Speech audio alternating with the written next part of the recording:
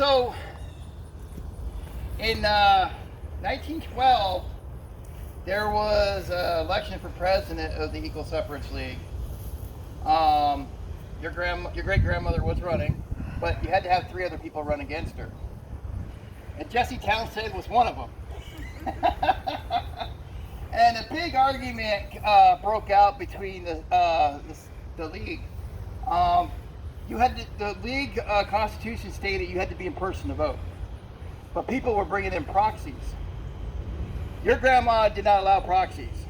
She made sure that was in the Constitution. She thought if you're going to vote, you should be there in person. They were advertising the election for 3 months. Everybody knew when it was going to happen. You had to come in for 2 minutes to vote. So a big argument broke out between your grandmother's group and Jesse's group, but they had to go by no proxy because that was in the Constitution. So some people walked out. They didn't agree with it, didn't like it, and they started their own league.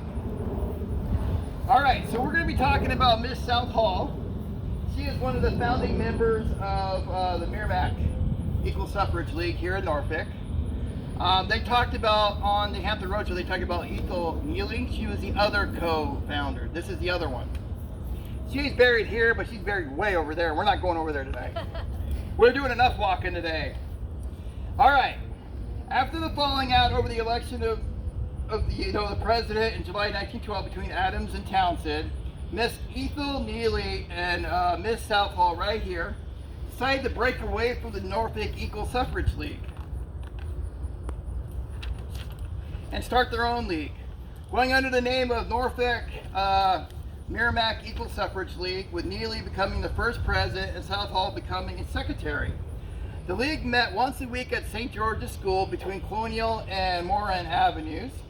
They established a suffrage library that members could check books out from. Most books were about gaining the vote and women's rights. Some titles in the library were Tarbell's Business of Being a Woman, Barnes' Women in Modern Society, Bruce's Woman in the Making of America, and dozens more. They had drafted their own constitution and bylaws and set up offer positions. They operated for 2 years, but their numbers never reached as high as Norfolk Suffrage League had gained. They had support from the main office of Richmond at the start. The league's president, Miss Valentine, sent a letter expressing her pleasure at the opening of the league and giving her reasons for thinking it was necessary that a second league should be formed in Norfolk, because by 1920, the Norfolk Equal Suffrage League had 23,000 members, so having a second league kind of, balances out a little bit. All right, the history of the league is very hit and miss. A lot of their paperwork and records have been lost to time. We actually know very little about them, and if you watched the show the other day, they didn't really have much to say because there isn't much to say about them. In May 1915, it was decided that the Merrimac Equal Suffrage League was to be absorbed into Norfolk Suffrage League by Richmond due to the low numbers.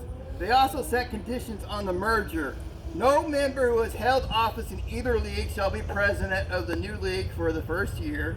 The constitutions of the both leagues will be discarded and an entirely new one drafted.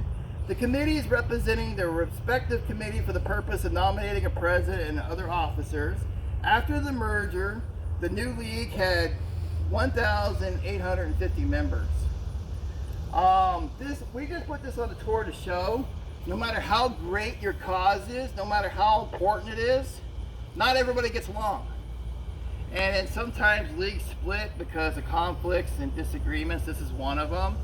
But the higher power up in the league decided enough was enough. You guys are going to come back and be one league again. So this is what happened here. It was all over a disagreement between your grandmother and Miss Townsend. It happens.